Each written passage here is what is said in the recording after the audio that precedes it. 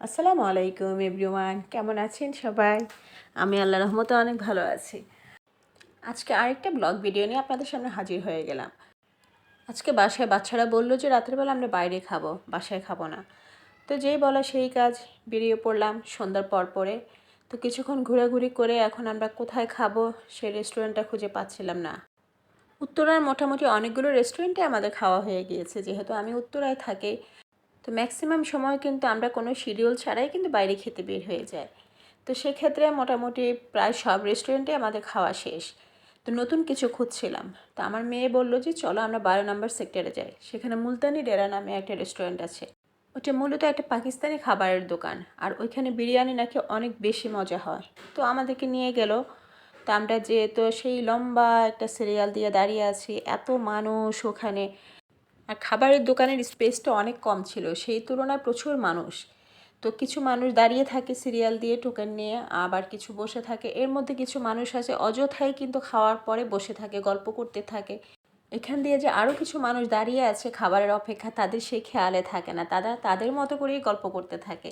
এটা আসলে খুবই কমন সেন্সহীন কর্মকাণ্ড। যাই হোক, অবশেষে ছেলেটা এসে আমাদেরকে একটা টেবিলে নিয়ে গেল।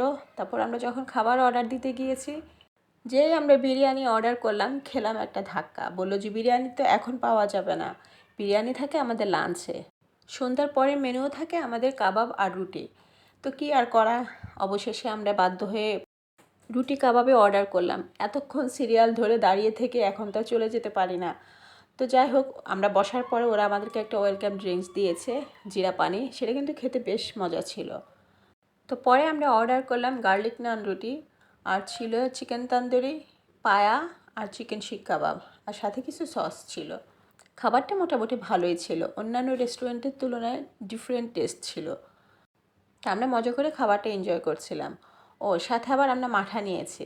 তো মাঠাটা বেশ মজা ছিল, কিন্তু বিরিয়ানি খেতে পারিনি বলে একটু আফসোসও ছিল। যাই হোক, যেটা পেয়েছি সামনে সেটাও আলহামদুলিল্লাহ অনেক ভালো ছিল। আপনারা যদি ভিন্ন রকমের টেস্ট উপভোগ করতে চান তাহলে চলে আসতে পারেন আপনার মুলতানি ডেরায়। এটা 12 নম্বর সেক্টরে ময়লার মোড়ের কাছে।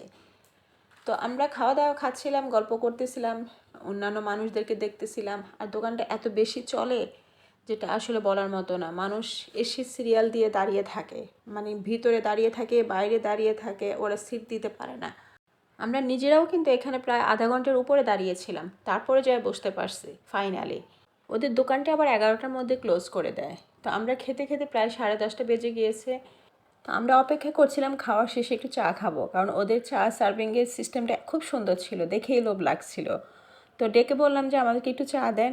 আর ছেলেটা হেসে বলল, সরি ম্যাম, চা তো শেষ হয়ে গিয়েছে, আজকে তো দেওয়া যাবে না, খুবই দুঃখিত। তো আর কি আর করা, ব্যাড লাক, আমরা খেতে পারলাম না চাটা। তো যখন আমরা চলে আসতে নিয়েছিলাম তখন ওরা এসে বললো, স্যার খাবারের রিভিউটা যদি একটু দিয়ে যেতেন। তো রিভিউ দিয়ে চলে আসলাম আমরা। আমার আজকের ভিডিও যদি আপনাদের ভালো লাগে তাহলে অবশ্যই একটা লাইক দিয়ে আর চ্যানেলটাকে সাবস্ক্রাইব করে আমার পাশে থাকবেন। আল্লাহ হাফেজ।